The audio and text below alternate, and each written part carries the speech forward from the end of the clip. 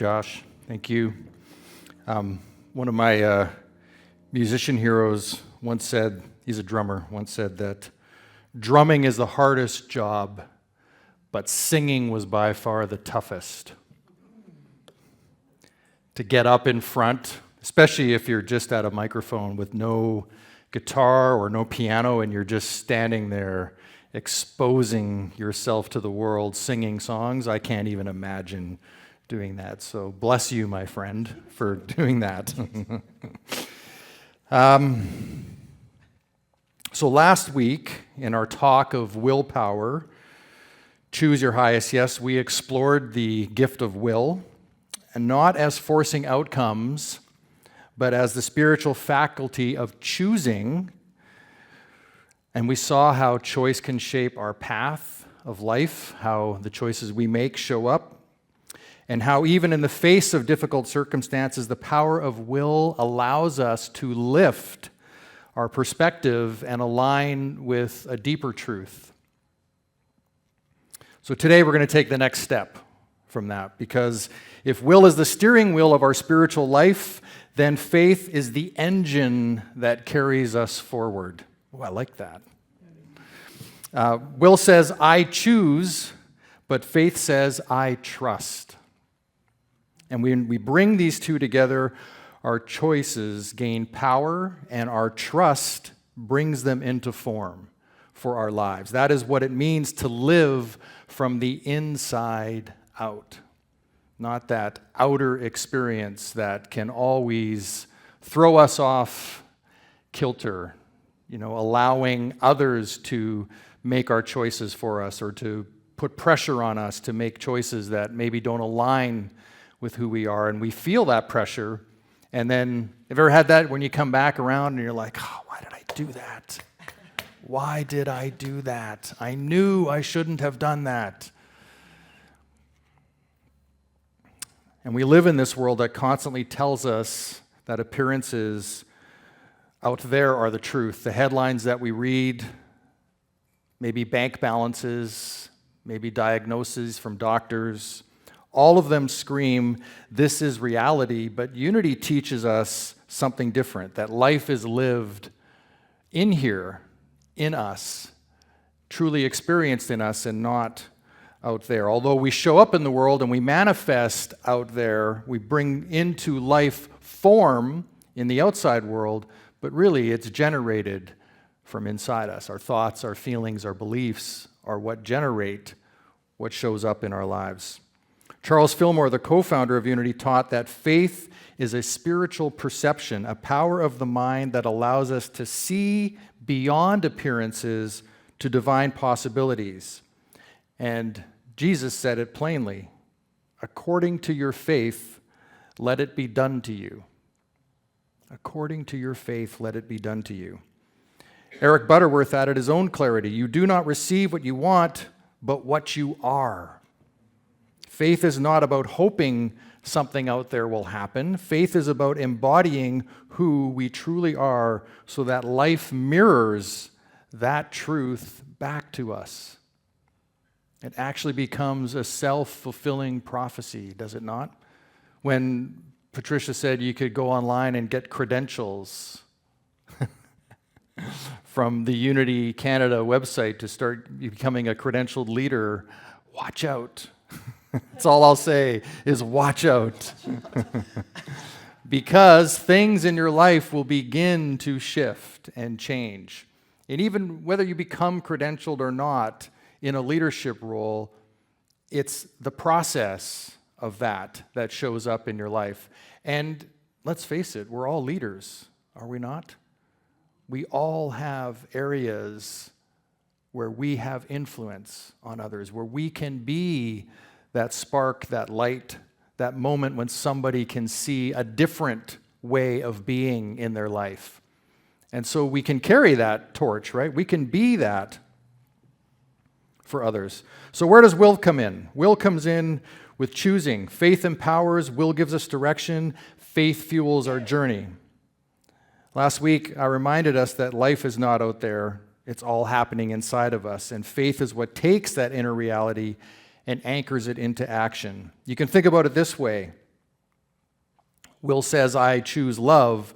Faith says, I trust that love will carry me even when appearances tell me otherwise. Together, they turn choice into demonstration. I remember when I first started with Unity, I would hear that phrase, be a demonstration in the world. And I always found that to be an interesting choice of words, to be a demonstration in the world. But isn't that really what we're talking about when we're choosing to be a certain way? Aren't we then demonstrating that into the world? You know, I see it really easily when I reflect back on the raising of my children, how I could have demonstrated different things. I could have been maybe more demonstrative in some areas with them that would have them maybe showing up differently today. I don't know if that's true, but in reflection, I can see that there are things I could have done differently. And I also see that there were so many things that Leslie and I did right, that they are a demonstration in so many ways of how we've chosen to live our lives. And, you know, now it's time to just let it go, to just be like, all right, you're kind of on your own. Not really. I still have to drive Tatum's stuff from Michigan to Buffalo, but I'm choosing to do that, right? I'm choosing to be playful in that area and be involved in it. So in my own journaling, I've noticed again and again how Spirit brings me back to this truth. So I was reflecting. On June 23rd, I wrote, the infinite nature of supply is not the material world, but the indwelling spirit. Manifestation flows through consciousness, what one thinks, feels, and believes. I sometimes look over my journals and I think, there's no way I wrote this. Like, I stole this from somewhere else. There's no possible way that I came up with that. But that's faith in action, knowing that appearances don't dictate reality, inner consciousness does. And again, on July 3rd, I reflected, the supply for life is within. Manifestation arises from thought, feeling, and belief. Again, life unfolds from the inside, from within outward, never the other way around. It comes from in here and is an expressive out into this thing we call reality. That is why faith matters. It's not just a belief system, it's a way of being. So, how does that look, living life from the inside out? Recently, I came across this metaphor, the internet, not the internet, the internet. Our inner alignment becoming our outer reflection. So today, faith in action is how that inner net translates into life. It's not just believing in connection, but walking it out, living from inner truth rather than outer reaction. And it's hard to do, right? It's hard to stay grounded in that truth. It's so easy to just fly off of that. At least I find it. I find it really easy to, give in on some things. I call those the little betrayals to myself. Skipping a call that, I get this into it like, oh, I should give so-and-so a call. And then I just, they don't want to hear from me. I talk myself out of it for some reason. And then I'll notice that something happens with that person, or they reach out to me, or I get an email from them. And had I actually taken action when I thought about it, things might have been different. Or how about cutting short? Sometimes I cut short on my fasting, right? So I make a commitment to myself to do something, and then I cut it short, right? I give in on that. And those are those little betrayals that we do with ourselves that weaken our ability to stand on truth, right? We actually begin to feel, at least my experience is, I begin to feel less confident in myself because I give in on some things.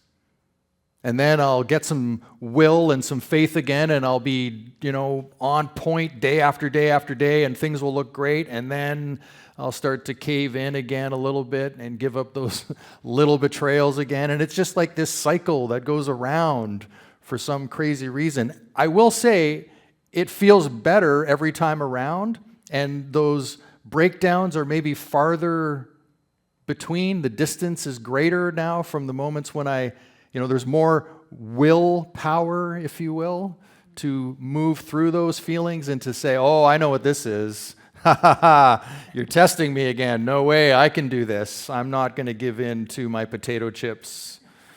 You all know my story of potato chips and the weakness, my kryptonite being potato chips. If I open that bag, it could be gone. The whole thing. And then it's so funny, Tatum and Brooke will be like, hey, there was a bag of potato chips in the cupboard yesterday. And today it's gone. And Dad, did you see the potato chips? I did. And they were very good. So these micro choices build trust in ourselves and activate faith as a living force, and that in turn becomes the macro view of our lives, right? Again, it starts with the little pieces. I see this all the time in the investment world, the micro and the macro, talking about the micro choices that our government makes and how those turn into the big macro economy of the Canadian economy or the world economy, et cetera. But it also shows up in our lives. I've seen this for years in financial planning, the micro choices people make that end up that big picture later in life, and how you can't go back from 30 years ago. Now, it's not to shame or feel guilt about it, but it's being present to the power you have right now is your best power. It's in the right now moment where you can make those choices. It's the only one we have. Thank you, Leanne. Yes, the only moment we have is the one right now. And I'm so grateful that you've all chosen to share it with me today, to be here in this moment. It's excellent. So how can we live from the inside out? I have three little notes here. Choose love first, not because conditions are perfect, but because love is what we are.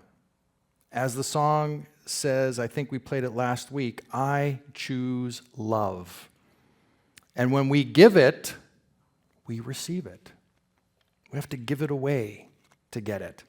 Trust in divine order.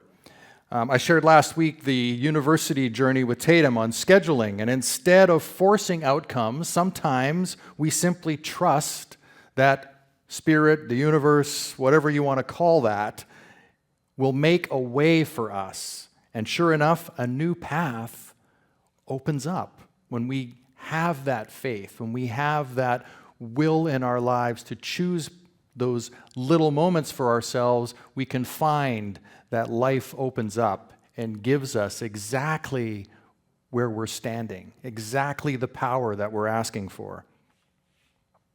And acting from wholeness. Faith is not passive, it's expressed in every word we speak, every forgiveness we extend, every moment of service we offer.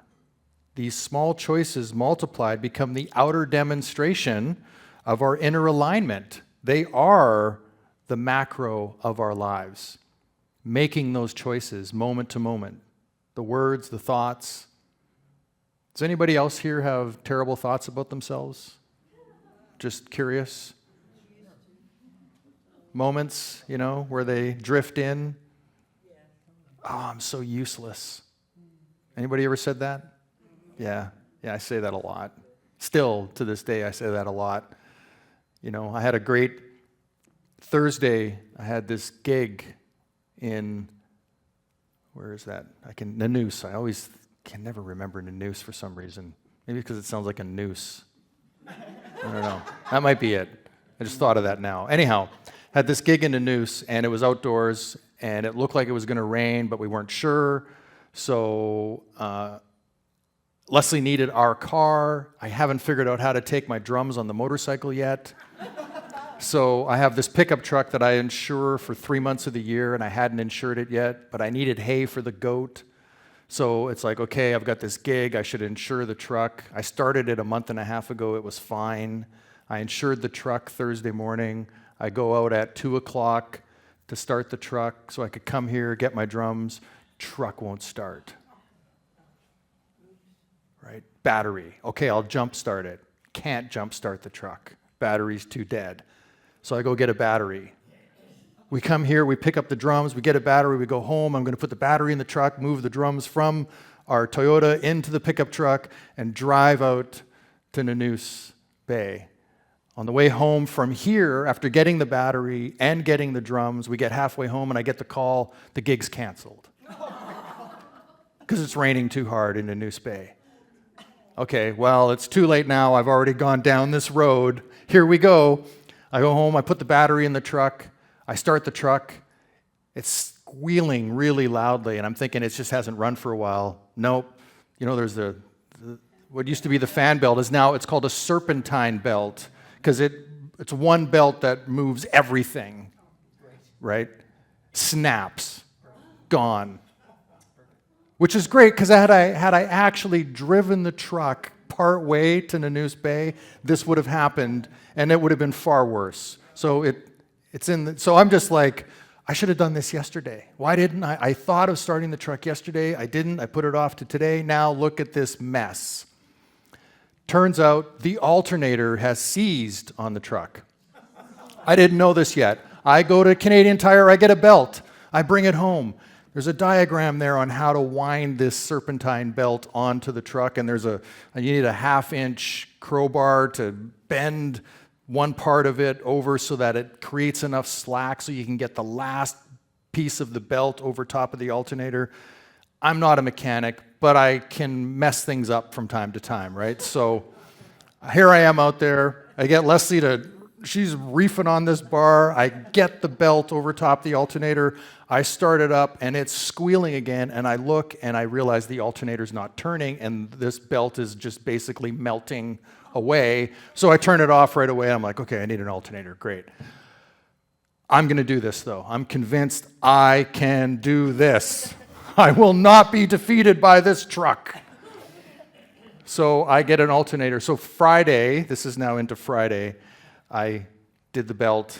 I get an alternator. We do the sound bath here on Friday evening, and I go home and I have a work light, and I am going to fix this alternator. I'm very happy to say that I replaced the alternator. I got the belt back on top of the alternator. I started the truck, and it runs beautifully. And yesterday, I went and got hay for the goat out at Riverbend Hay Farm out by the airport in the truck, drove it there, drove it home. Everything worked. Even the radio worked. I listened to some Rush music. I was very pleased. Did you rebook the gig? The gig is rebooked, for those that care, for September 1st. Yes. Anyhow. All of this to say, there was a fair bit of self-abuse that went on as each thing kind of fell apart in my master plan, where, as Leslie knows, I tend to leave things till the last moment. But isn't everything kind of in the last, it's the only moment. So really, it is in a way, everything is the last moment, is it not? I just sold this to my, hey, I just thought of this now. This is my new argument going forward. It's always the last moment. I know Leslie is here on camera. I get it, but this is the advantage of becoming a minister. They give you a microphone, and anyhow, I'm sticking with this now. This is the last moment. It's always the last. It's like there's that joke. The keys, aren't they always in the last place you look?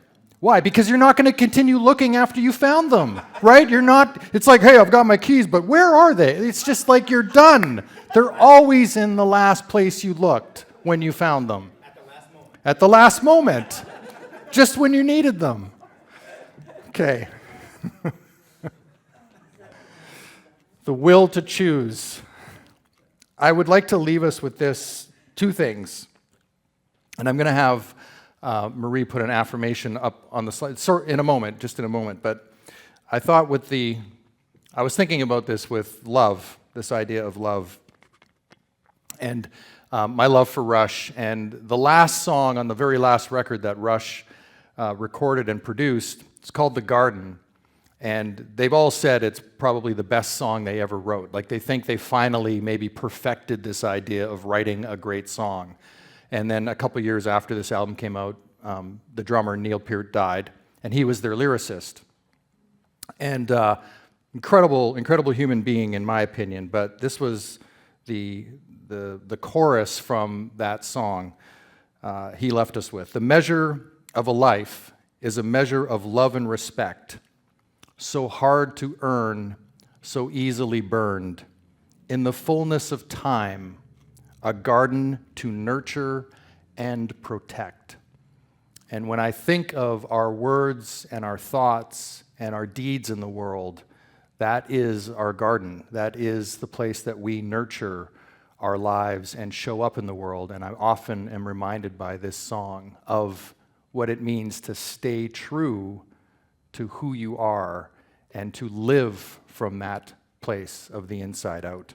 And so I invite you to join me for this affirmation. I live from the inside out. By faith, I trust the divine within me. By will, I choose my highest yes. Together, they shape a life of love, abundance, and truth.